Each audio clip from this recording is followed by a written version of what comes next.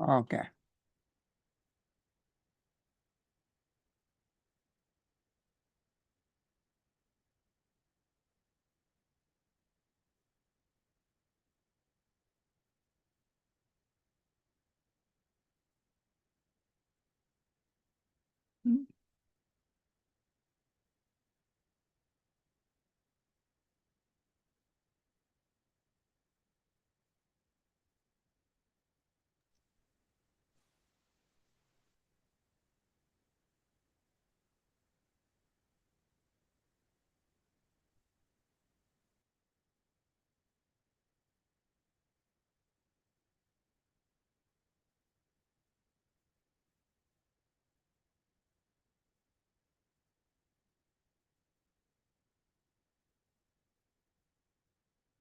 Okay. Last week, I said you studied the stanza, uh, Dhammapada stanza,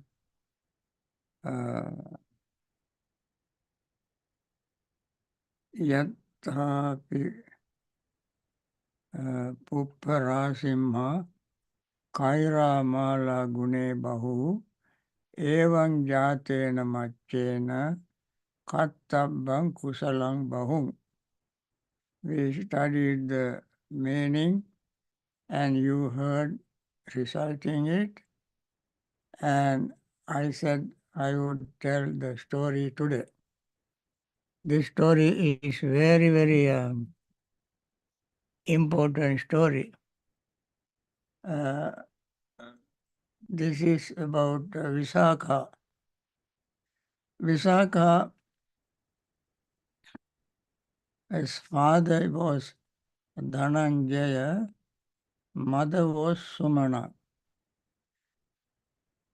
And when Buddha visited Savatthi, when Visakha was 7 years old, she was spiritually matured to understand the Dhamma sermon Buddha delivered, and therefore she attained the stream entry, the first level of enlightenment.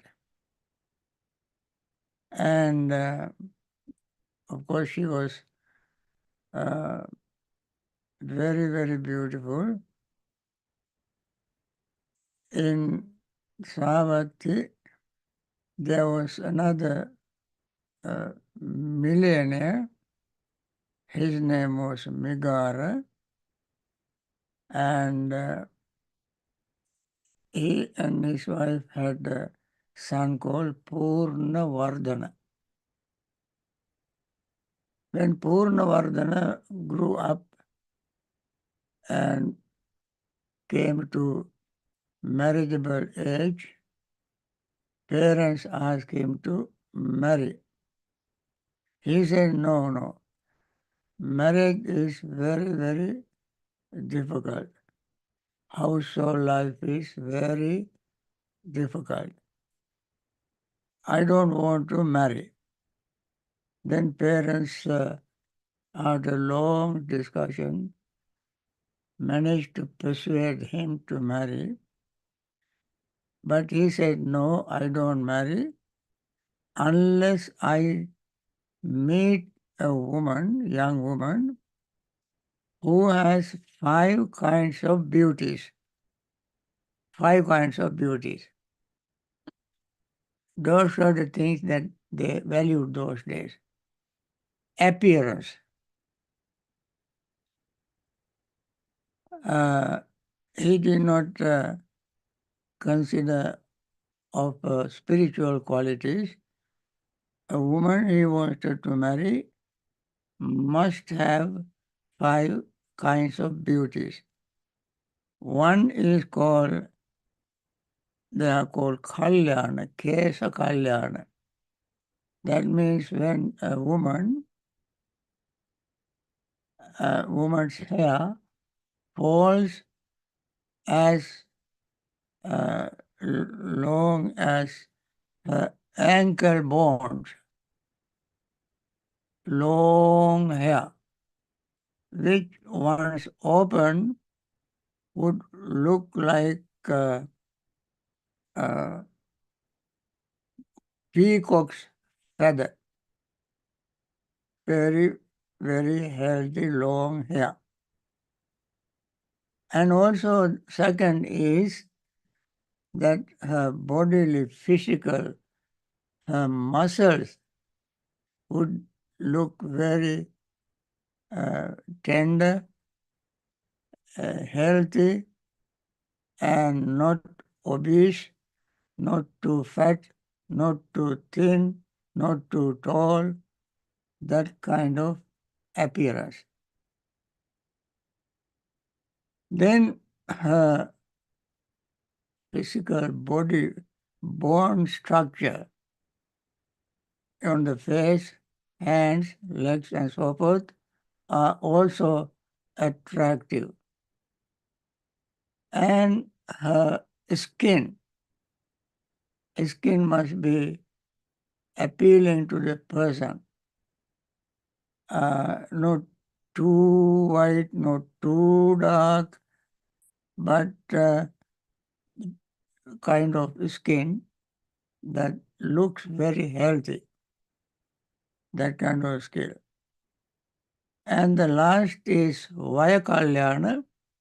That means even if she is uh,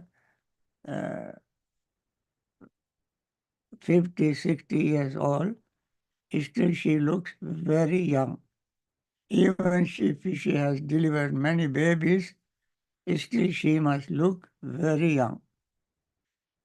And this man, Purnavardhana, demanded if anybody finds this kind of woman, he would marry. So, after long search, this man's Purnavardhana's parents, Migara, sent messengers to various places, and finally they found a woman. She was, she had all these qualities, all these beauties. And then on the day, day before the wedding, uh, her father, that girl they found was Visakha. Now she is also grown up uh, and was a very attractive young woman. Her father was Dhananjaya. Dhananjaya was multi-billionaire. Lot of gold, silver, cows, farms, lands, everything he had. Very rich billionaire. So on the eve of wedding, Visakha's father Dhananjaya brought her into his room and Megara's, what do you call this, Purnavardhana's father, Megara, also was in the same house because next day was the wedding. They all came to the house before the wedding. So he was in the next room and uh, Dhananjaya called her daughter Visakha to his room and said to her, "My dear daughter, uh, tomorrow is your wedding. When you go to another house in marriage, you must remember this." So he gave her advice. This advice is very, very important advice. Especially they were very good at that time. Some of them are good even today. What is the advice he gave? He told her,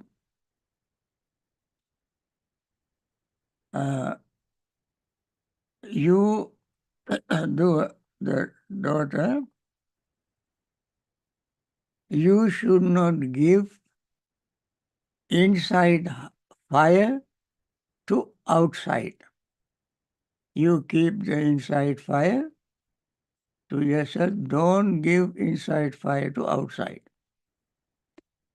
You should not bring outside fire into the house. And you should give only to those who give you. And you should not give to those who do not give you. And also, this is a contradictory when you hear it. You should give to those who give you and who don't give you. Then he said, you must sleep well and you must eat well, you must sleep well, and inside fire you must worship. And the worship of fire. You worship fire and worship inside fire as well. This is the advice he gave her.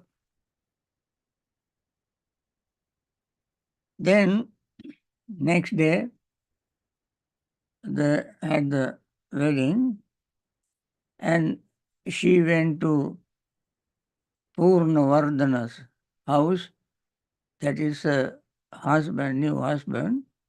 The groom, the bride went to the groom's house, as normally they did. So, then on that very same day,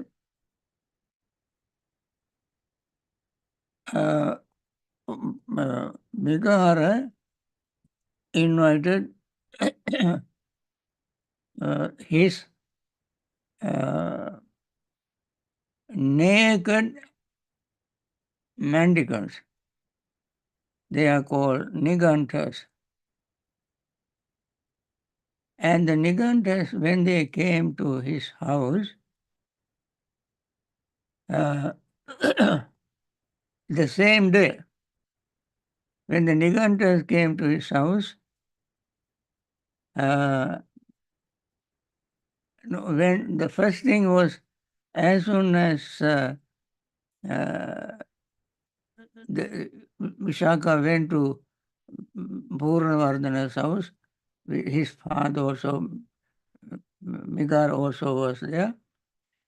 That very night, with some servant women, Vishaka went outside in the middle of the night. So Migara noticed this. And then next day, he invited his naked monks, Nigantas. You know the word Niganta, Niganta, Ganta means not. Ni means no. Their interpretation is they don't have knots of defilements. They call Kilesa Ganta. They said they don't have knots of defilements. But outwardly, what anybody can see was that they were not wearing clothes in order to show the world that they don't have a desire or clinging even for the cloth. That is why they are called Niganta. Anyway, Migari invited them to have meals in his house. When they came to the house, uh, Megara asked Visakha, dear daughter, now his son's daughter, he normally called daughter, son's daughter, her daughter-in-law. Daughter, come and see this enlightened arahants. So Visakha had attained steam entry. As soon as she heard the word arahant, she was thrilled and immediately came out because father-in-law asked her to come and serve these arahants. And she was thrilled and came to serve the arahants. Then she found these naked people. She was so embarrassed and she said, Chi, Chi, this is so loathsome. And she went. And Nigantas heard this. They got very upset. They said to Megara, you brought this very uncultured woman from some village and she does not know good and bad. She is very evil girl. You bring a curse to your house. Throw her out of the house very quickly. Then Megara did not say he just brought her in. How can he throw her out? Then, after feeding the naked ascetics, Nigantas, Megara began to eat his food in a golden plate, eating golden plate with all delicious food. While he was eating, a, a monk, the Buddha's disciple, came on arms round, and he was standing outside the king, this millionaire's house, and Visakha saw him. The Megara also saw him, but he pretended that he did not see him. He simply went on eating. And this monk stood there for a few minutes and then no response. Then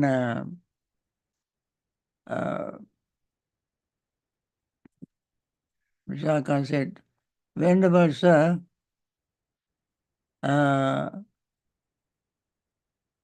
this my father-in-law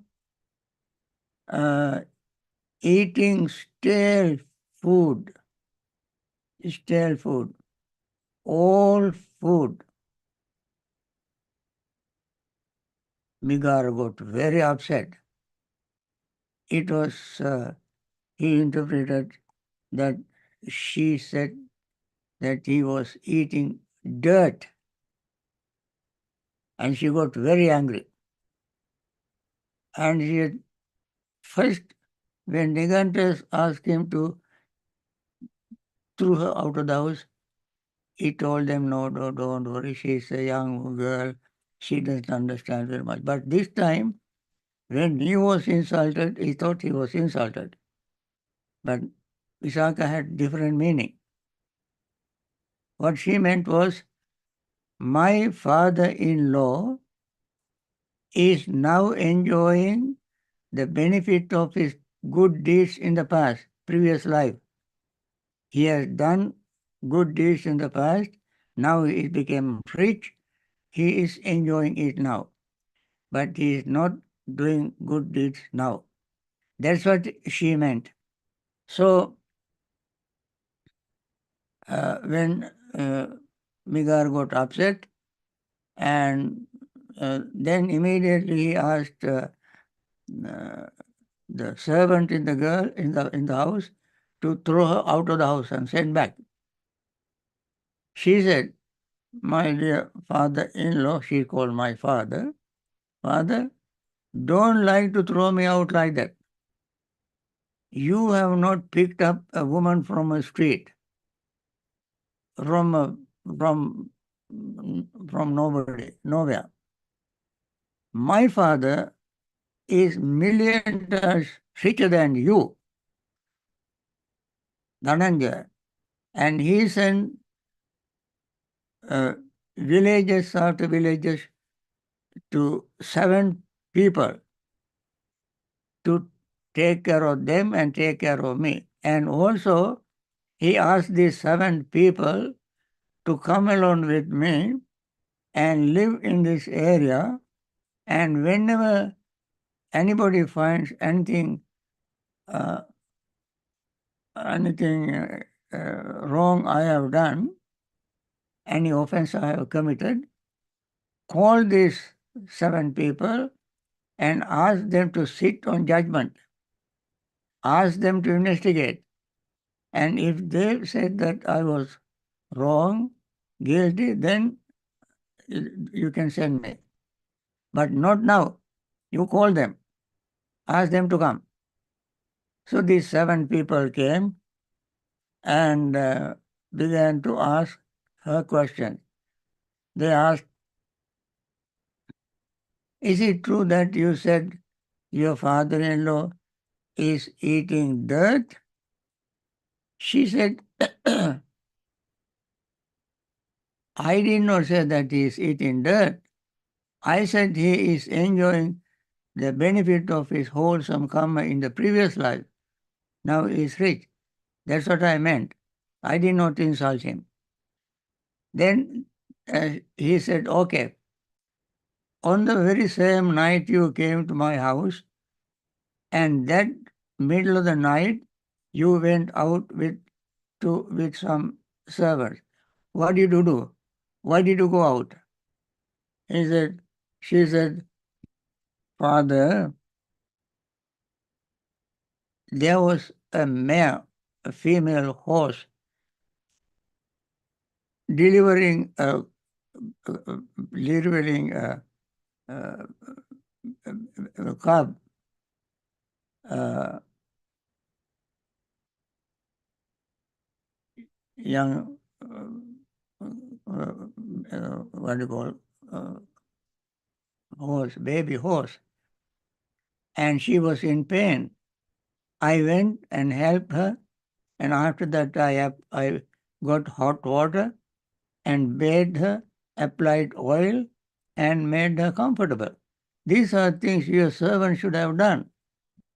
What your servant should have done, I did. Is there anything wrong in that? So Megara said, no, it's okay. Then uh, she explained. Then he said, your father, I heard your father was giving you some uh, advice. I heard the advice. Uh,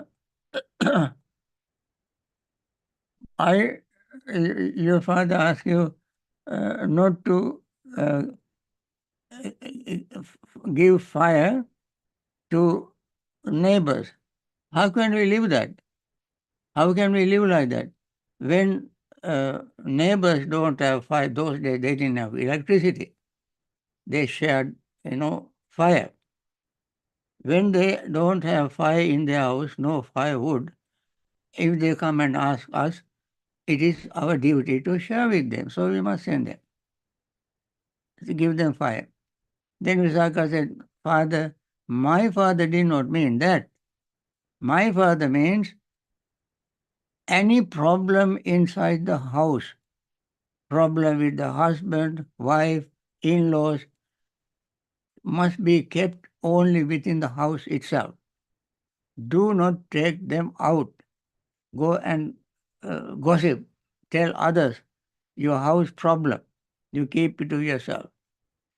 And he said, don't bring fire inside.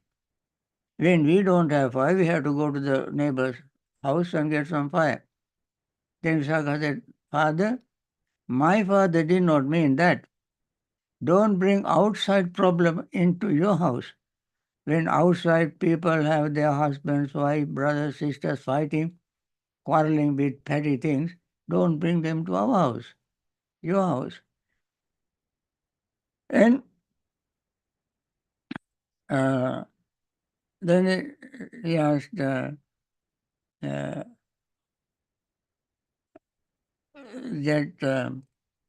uh, you should not uh,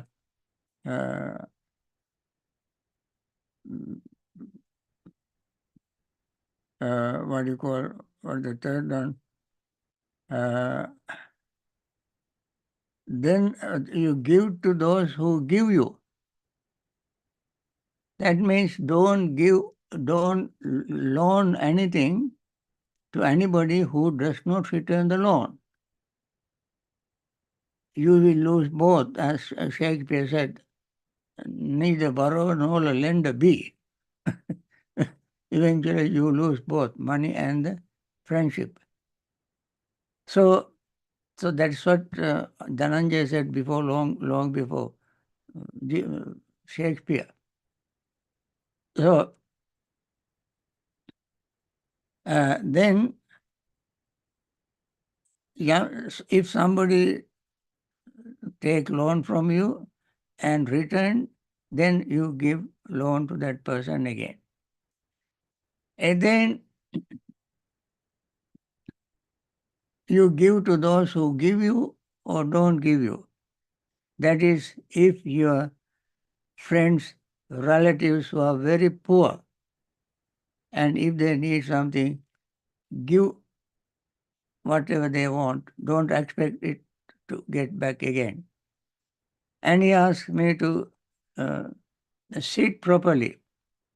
That means when in front of our parents, in-laws, I must sit in such a way that it won't be inconvenience to them.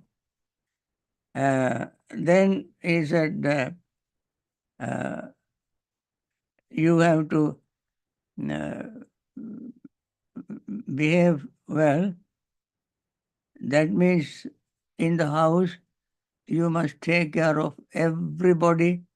When everybody, servants, workers, and so forth, finish, and make sure that the house is securely uh, closed, clean, before you go to bed, so that there will not be undone work left behind. So uh, he said, respect the fire, worship the fire. Means you must respect your in-laws, father-in-law and mother-in-laws, because always father-in-laws and mother-in-laws and daughter-in-laws have problems, fight, disagreement. That's a whole uh, universal, almost truth. And therefore, Dhananjay told her, you must respect your in-laws and treat them like fire. Pay respect to them and try to live in harmony. And then when she explained all these things to Megara, then those 7 people who were sitting in judgment heard her explanation and then asked Megara, do you think now she is guilty? Now he admitted that she is not guilty of anything. She is free, free from guilt. And then I don't find any other guilt in her. Then Visakha said, now, friends, you have heard my side of the story and you all found that I am not guilty. Now, as guilt-free person, I must go back to my parents. Then Megara was very sad, upset. She said, no, you don't go. You stay here. Then forgive me for making errors, offending you, accusing you, forgive me for that. Then Visakha said, however, Father, I don't stay in a house where I don't see the Buddha, Dhamma, Sangha. If you allow me to invite the Buddha to this house to have meals and for me to hear the Dhamma, I stay. So finally, Visakha persuaded her father-in-law to get the Buddha and monks to their house. When she invited the Buddha to their house, when the Buddha wanted to come, Nigantas also were around them. And they said, you fool, don't let this Gautama to come your house. Don't let him come. If he comes, he has a special magic. He will convert you. So anyway, he let the Buddha come. He came and he did not come to go to serve the Buddha. Then when the Buddha was going to deliver a sermon, Visakha asked Migara to come and listen to the sermon. And Miniganta said, if you want to go, you don't look at him. Put a curtain. You stand behind the curtain and listen. Of course, the Buddha, the curtains, any curtains, is not an obstruction to the Buddha's teaching. He can teach the Dhamma for people who stand behind mountains. Even they can hear his teaching. Buddha has such a superhuman power. Anyway, Buddha gave a sermon, Migara listened to it, and he found Buddha's teaching is so perfect, and Buddha has a very special power to teach the Dhamma, to convince people according to their own spiritual development, temperament, education, background, parami. According to those things, Buddha gave sermons. Then Migara listened to the sermon. While I was listening, Migara at the very same day, while sitting and listening to the Dhamma, Migara himself attained stream entry. And then on, Migara was so pleased. Then Migara went and hugged Visakha and said, from now on, you are my mother. You are my mother. You brought me to the right Dhamma. You helped me to achieve this state of enlightenment, and you stopped me from taking birth in lower plane of existence, because when you attain the stream entry, you will not be born as animal or go to follow plane of existence, and you are bound to attain full enlightenment. Niyato sambodhi parayano. You are qualified to attain full enlightenment. And therefore, Migara was so grateful to Visakha, and then since then he called her his mother. Since then, Visakha is known as Migara Matu. Migara Matu. Matu means father, mother. Migara means her name, her father-in-law's name. So Migara became spiritually her son, and she became Migara's mother. So After that, Visakha is known as Migara Mata. Migara Mata. Visakha had a special ornament which was called, which was very expensive, heavy ornament. One day she went to the monastery, she forgot it, and uh, then came home, and then she, uh, Venerable Ananda, put it away, and then Visakha returned to the Jetavana monastery, and so it has been kept in safe place by Venerable Ananda. Then she said, "This ornament does not belong to me anymore." And she tried to auction it. Nobody in the country was there to buy that in auction. So she sold it, got that money, and built a monastery called Hubbarama. Hubbarama. Anathapindika built Jetvanarama, Visakha built Hubbarama. And these are the two very famous monasteries. Now, this is the story, a very brief story. It's a very long, long story. I cut it short in order to save time and gave you only the essential part of the story. And if you want to read it, you may read it in Dhammapada commentary. Long story of many, many pages. So, friends, this is the story of the stanza I call, what do you call that stanza you recited earlier? Uh, yeah, last week. With many kinds of flowers, we make garland. Similarly, we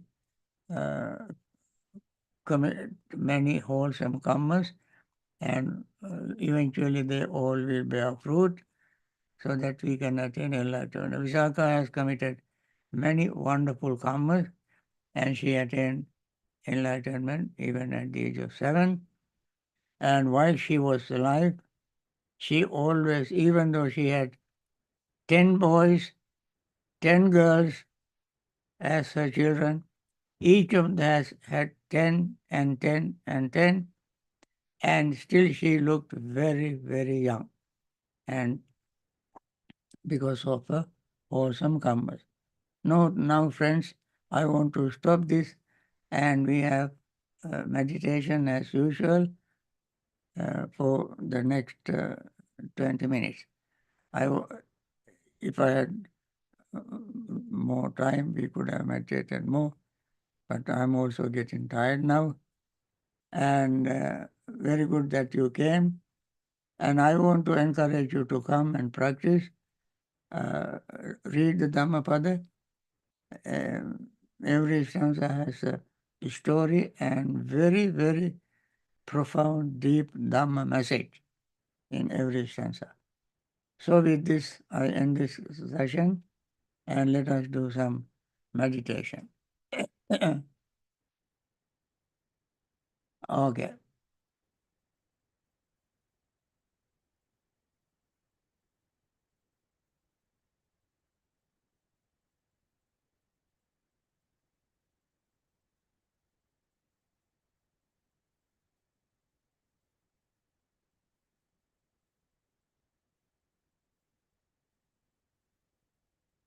May all beings be happy and secure. May all beings have happy minds. Whatever living beings there may be, without exception, weak or strong, long, large, medium, short, subtle or gross, visible or invisible, living near or far, born or coming to birth, may all beings have happy minds. Let no one deceive another, nor despise anyone anywhere. Neither from anger nor ill will should anyone wish harm to another. As a mother would risk her own life to protect her only child, Even so, towards all living beings, one should cultivate a boundless heart. One should cultivate for all the world a heart of boundless loving friendliness, above, below, and all around, unobstructed, without hatred or resentment, whether standing, walking, sitting, lying down, or whenever awake. One should develop this mindfulness. This is called divinely dwelling here, not falling into erroneous views, but virtuous and endowed with vision, removing desire for sensual pleasures. One comes never again to birth in the womb. So, friends, we meditate, as I mentioned the other day, last week, and even this morning. We sit in a comfortable posture, whether on the cushion or on chair, wherever you are. Keep your body straight, upright, and breathe very slowly and take deep breath. And breathe out very slowly so that all your air in your lungs will be out. And again, breathe in very deeply. Breathe out deeply so that it will expand your lungs. You get more oxygen. During your exhaling, when you do it very slowly, carbon dioxide builds up and that dilates your arteries, capillaries, all tiny little blood vessels, and their inner diameter become bigger because every blood vessel is a tube, large tube and tiny tubes, and through which blood flows. And then when they dilate, blood flows very smoothly. Keeping this in mind, breathe deeply, slowly. Deep inhale deeply, exhale deeply. And then you will notice your lungs expanding, diaphragm is moving up and down very easily, and you get more air. And you feel the feeling of, you have time to notice the feeling. You have time to notice the changes. You have time to notice impermanence of your breath, feeling, perceptions, thoughts, and consciousness. And they are all changing all the time as you breathe in and out. Moreover, you gain concentration. When you gain concentration, you see these changes more clearly and at the subtlest level. Both are equally important, gaining concentration and seeing things are changing very smoothly. You are relaxing, the mind is relaxing, body is relaxing, breath is relaxing. You can see rising and falling, impermanence. You can see things, mind is not trying to hold on to things because things are moving. You cannot hold on to moving things.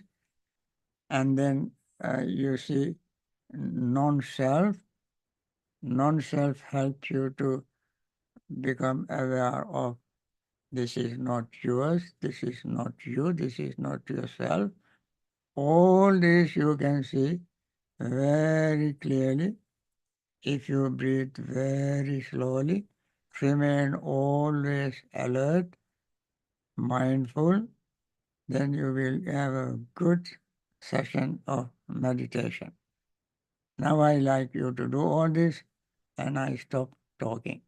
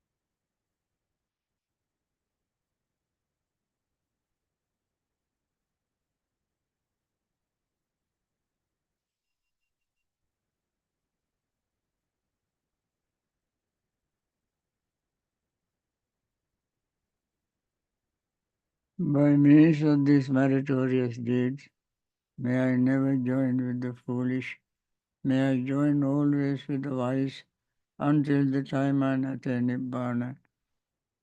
May the suffering be free from suffering, may the fear-struck be free from fear, may the grieving be free from grief, so too may all beings be. From the highest realm of existence to the lowest, may all beings arisen in these realms, with form and without form, with perception and without perception, be released from all suffering and attain to perfect peace. Excellent, excellent, excellent. Now, friends, this is the end of today's session.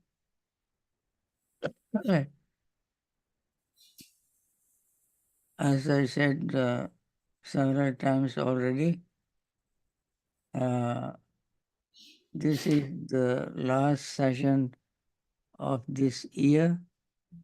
We will resume this next year in March, after the 15th of March.